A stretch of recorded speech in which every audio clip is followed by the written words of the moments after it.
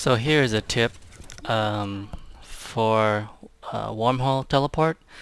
Instead of pressing the button 4 times rapidly, just hold it down. Same thing for the explosive blast chain reaction. I'm not mashing the buttons. I just hold it down on my keyboard and it does just fine. So this is some gameplay about. This is just pretty much gameplay footage of the my wizard build I'm using.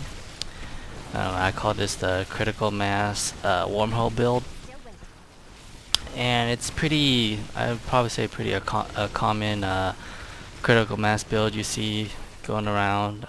Just some variations of it. The abilities I'm using from left to right. I'll tell you what they are. Explosive blast with chain reaction. That's so you can. It's really good DPS. Not on top of that, not just the DPS is good, but because of the three chain reaction explosions, those crits help reduce the cooldowns. Well, it helps proc critical mass, which reduces the cooldown of your abilities. And the three abilities I need cooldown is the explosive blast itself, frost nova to keep mobs stunned, chain stunned, and the diamond skim to keep that shield on me at all times. So from left to right again, it's energy twister, wicked wind, wicked wind. Next one is frost nova, cold snap to keep mobs stunned.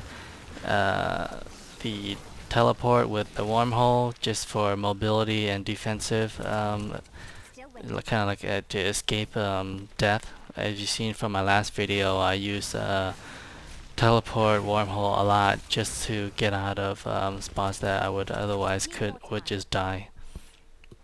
And also it's really good for just getting around things, because you can see I'm kind of playing this class like I would my my whirlwind bar, where I just use the sprint to drop tornadoes. With those tornadoes give me more fury, so I can keep spamming the sprint. I'm doing the same thing with this wizard. I'm spamming the wicked wind tornadoes just so they can reset the cooldowns on my teleport, and then I'm just gonna teleport to the next elite pack. And that's pretty much how I play this this build here. So you want to use that critical mass procs just to keep you keep your mobility high of your teleports. The other abilities is the energy armor, prismatic armor, just for more resistance.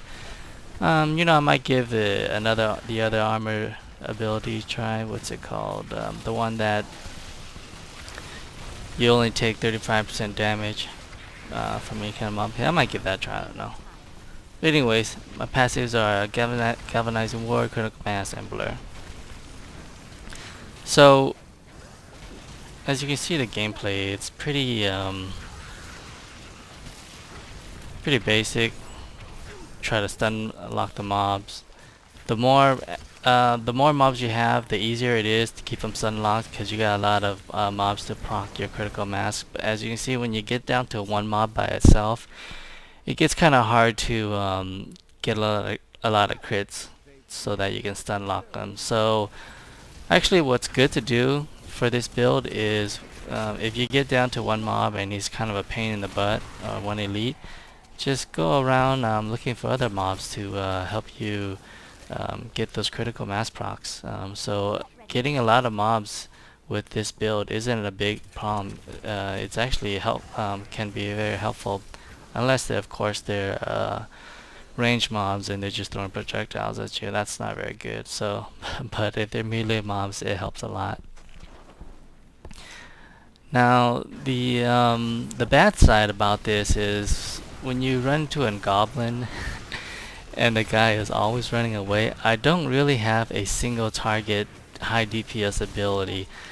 So now that I'm not even using my familiar, I mean, it's if you don't corner the goblin and there's not a lot of mobs around to give you like mobility to teleport, it can be a pain in the butt to kill a goblin, believe it or not, unless you corner him. So that's kind of the bad side with this build. It's more of like it's more of a 2 or 3 mob killing. It's not really good for single target unless you can corner them in or something.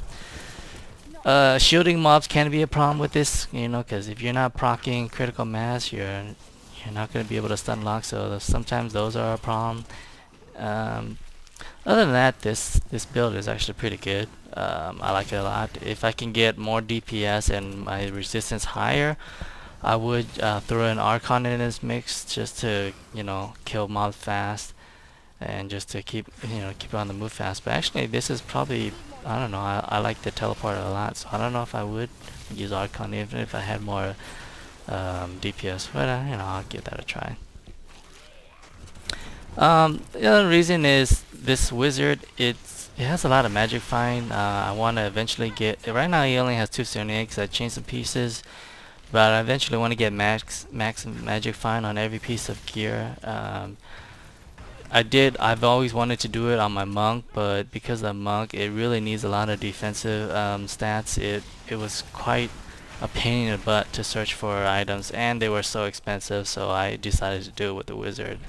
The gear was so much cheaper with the wizard because I don't need as much defensive stats if I can stun lock a mob. So that was the route to go. Now this is the so now the wizard is kind of will be my new main for now, just because I like to test out this magic find thing. So what's ideal is you have these melee mobs right here with the illusionist. That was pretty easy, as you can see. More mobs to critical mass was pretty easy. But that's pretty much the gist of this spec and how it works, and it's quite easy to do. Anyways, guys, have any questions, leave it in the comments, and thanks for watching.